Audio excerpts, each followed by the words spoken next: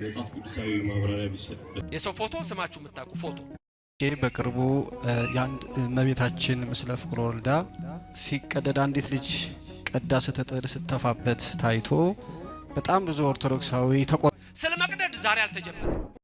ዛሬ እንግዲህ ምስል ለምትቀዳድዱ ሰዎች መልስ ይዤላችሁ መጥቻለሁኝ። ከዛ በፊት ግን በጣም ከፕሊስ ጋራ ማለት ነው ለምንድን ነው ሰው የየራሱን ሃይማኖት ይዞ ተረጋግቶ ማይኖረው? አሁን ጦርነቱ ከአማራ ጋር ነው ከትግሬ ጋር ነው ከተባለ ሃይማኖቱን ለምንድን ነው ማንተው? ከሃይማኖቱ ላይ ለምንድን ነው ወረድ ማንለው? እኔ በበኩሌ አንድ ሰው ጓደኛዬ ሊሆን ይችላል፣ ምናልባት እንጨት ነው አምላኬ ድንጋዩ ነው አምላኬ ሊል ይችላል። እንደ ጓደኛ ግን የኔን ሃይማኖት እስካልነካ ድረስ የሱን ሃይማኖት እስካልነካው ድረስ ሰው እስከሆነ ድረስ ተከባብረን በሌላ ነገር ተስማምተን መኖር የምንችል ከሆነ እኔ እኖራለሁኝ ከማንም ጋር። መጥቶ ይሄ ድንጋይ ሰምቶኛል ትናንትና እንደዚህ ብዬው እኮ ዛሬ እንዲተደረገልኝ ካለ ኧረ መብቱ ነው። እኔ ምን አገባኝ? ያም መጥቶ ዛሬ እንጨቱን እኮ አምልኬው በቃ የኔ አምላኬ እንጨት ነውና እንደዚህ ብዬው እኮ በቃ በጣም ነው የሚሰማኝ ምናምን ካለ እንዴ መብቱ ነው። እንደ ሰውኛ ግን እኛ ተከባብረን እስከኖርን ድረስ መኖር እንችላለን። ግን ይሄ እየተነሱ መበሻሸቁ መነካካቱ ምናምን በጣም አስፈላጊ ያልሆነ ነገር ነው ብዬ ማስበው። በቃ ትክክለኛ መንገድ ላይ ነኝ ብለን በምናስብበት ቦታ ላይ ሆነን ምናመልከውን ነገር ማምለኩ የተሻለ ነው ብዬ ነው ማስበውና ለማንኛውም እችን ተጋበዙ። ከሶሻል ሚዲያ የራቁ ነው ባጭሩ ነገር ቲክቶክ አይቻልም፣ ባጭሩ ፌስቡክ አላውቅም። ፌስቡክ ላይ ትምህርቶች ድንገት ሊወጡ ይችላሉ። ስለዚህ አላየሁትም። አሁን በምትለይ መንገድ ግን ትምህርት ልሰጥ እችላለሁ። በምን አይነት ላይ እንድሰጥ ፈለግከኝ? ትምህርቱ ነው ባጭሩ። ግን ስለ ስዕላት ለምሳሌ ቅድም የነገርኳችሁ ኦሪት ዘጸአት ምዕራፍ 23 ቁጥር 8 ላይ እኔ እንደማሳየ እንደማደሪያው አድርገህ ይላል። ሱራፌልን እንደሚናደፉ አውራ ዶሮዎች አድርገህ አስቀምጣቸው ብሎታል ሶሎሞን። መቅደሱ ሲሰራ አንደኛ ነገሥት ምዕራፍ 9 ላይ ተመልከቱ፣ ምዕራፍ 8 ላይ ተመልከቱ። የቤተ መቅደሱ ሐረግ ስዕላት ሁሉ በምን መልክ እንደሚሳሉ ተመልከቱ።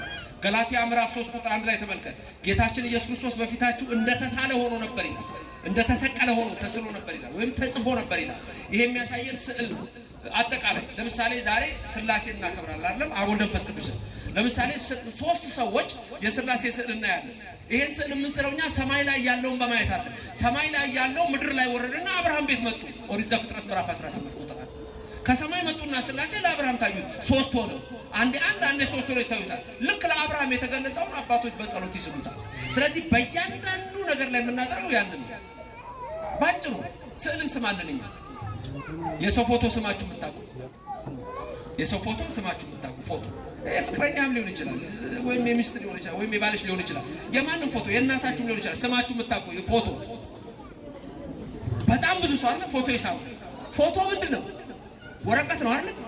ግን እናንተ ወረቀቱን ነው የሰማችሁት? ምኑን ነው? እዛ ላይ የምታስቡት ማንን ነው? እዛ ጋር የምትወዱትን ሰው ነው የምታስቡት? እናታችሁን፣ አባታችሁን አይደል?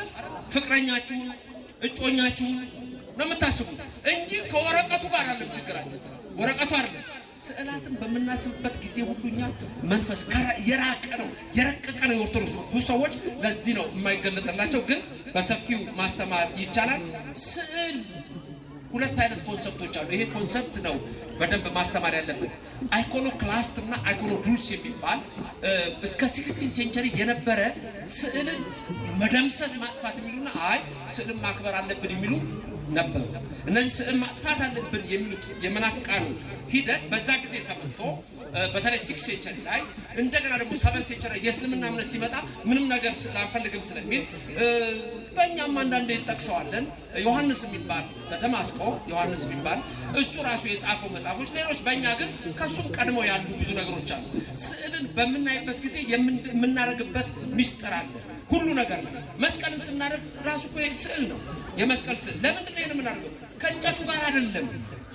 እዚህ ላይ እኛ ይሄን ስናይ የሚታየን አንድ ትልቅ ነገር አለ። ኢየሱስ በቀራንዮ አደባባይ ደሙን አፍሶ ሲያድነን ይሄንን ነው የምናየው።